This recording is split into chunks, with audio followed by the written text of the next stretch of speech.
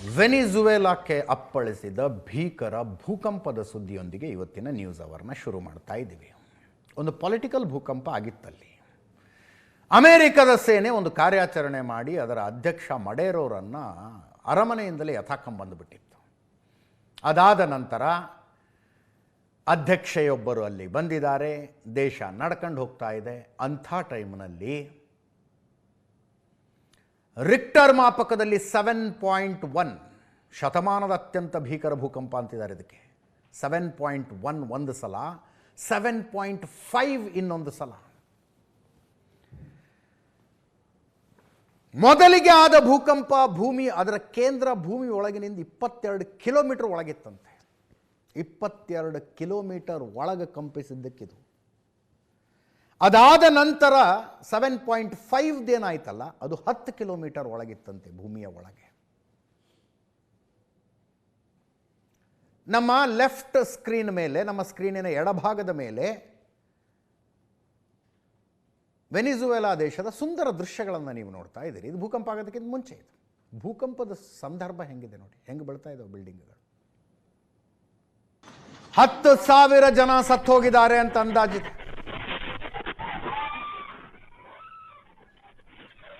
160 ಹೆಣ ಅಷ್ಟೇ ಇನ್ನೂ ತನಕ ಸಿಕ್ಕಿರೋದು.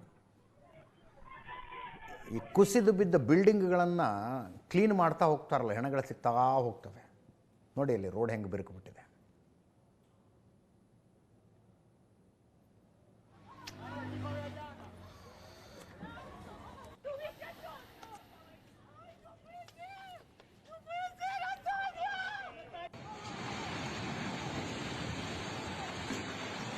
ವೆನಿಜುವೆಲಾದ ರಾಜಧಾನಿ ಕ್ಯಾರಕಾಸ್ ಸೇರಿದಂತೆ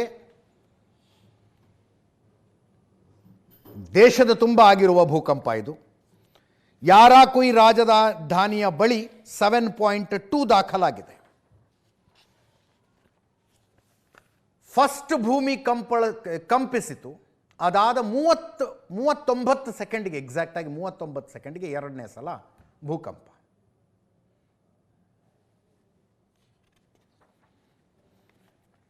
ಡೆಲ್ಸಿ ರೋಡ್ರಿಗಸ್ ಅಂತ ವೆನಿಜುವೆಲಾದ ಅಧ್ಯಕ್ಷೆ ಅವರು ಇತ್ತೀಚೆಗೆ ಭಾರತದ ಪ್ರವಾಸ ಮಾಡಿದ್ರು. ಮಡೇರೋನನ್ನು ಈ ಡೊನಾಲ್ಡ್ ಟ್ರಂಪ್ ಪಡೆ ಯಥಾಕೊಂಡು ಹೋದ ನಂತರ ವಿಪಕ್ಷ ನಾಯಕಿಯಾಗಿದ್ದ ಈ ಡೆಲ್ಸಿ ರೋಡ್ರಿಗಸ್ ವೆನಿಜುವೆಲಾದ ಅಧ್ಯಕ್ಷೆ ಆಗಿದ್ದಾರೆ. ಪ್ರಧಾನಿ ನರೇಂದ್ರ ಮೋದಿ ಅವರ ಟ್ವೀಟ್ ಇದು. ವೆನಿಜುವೆಲಾ ಭೂಕಂಪ ಮತ್ತು ವಿನಾಶದಿಂದ ತೀವ್ರ ದುಃಖಿತನಾಗಿದ್ದೇನೆ. ಪ್ರೀತಿ ಪಾತ್ರರನ್ನು ಕಳೆದುಕೊಂಡ ಕುಟುಂಬಕ್ಕೆ ಸಂತಾಪ ವ್ಯಕ್ತಪಡಿಸ್ತೇನೆ. ಗಾಯಗೊಂಡವರು ಶೀಘ್ರ ಚೇತರಿಸಿಕೊಳ್ಳಬೇಕೆಂದು ಪ್ರಾರ್ಥಿಸುತ್ತೇವೆ.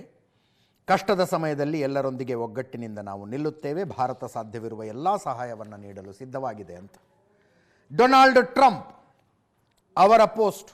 ವೆನಿಜುವೆಲಾದಲ್ಲಿ 2 ಪ್ರಬಲ ಭೂಕಂಪಗಳ ಸಂಭವಿಸಿವೆ. ವೆನಿಜುವೆಲಾಗೆ ಸಹಾಯ ಮಾಡಲು ಅಮೆರಿಕ ಸಿದ್ಧವಾಗಿದೆ. ನಮ್ಮ ಸರ್ಕಾರದ ಎಲ್ಲ ಏಜೆನ್ಸಿಗಳಿಗೆ ಸೂಚನೆ ನೀಡಿದ್ದೇನೆ ಅಂತ ಡೊನಾಲ್ಡ್ ಟ್ರಂಪ್ ಹೇಳಿದ್ದಾರೆ.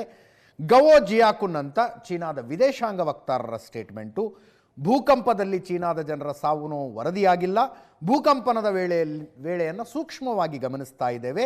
ವೆನಿಜುವೆಲಾಗೆ ಸಹಾಯ ಮಾಡಲು ಚೀನಾ ಸದಾಕಾಲ ಸಿದ್ಧವಾಗಿದೆ ಅಂತ ಅವರು ಹೇಳಿದ್ದಾರೆ.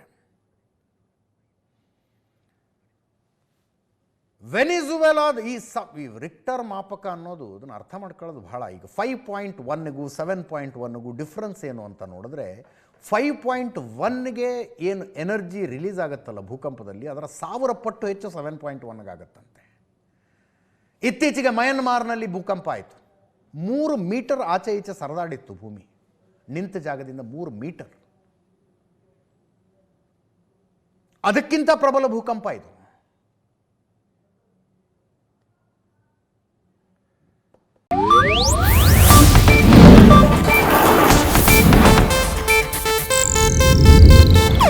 ಇದು ಏಷ್ಯಾನೆಟ್ ನ್ಯೂಸ್ ನೆಟ್ವರ್ಕ್ ಪ್ರಸ್ತುತಿ.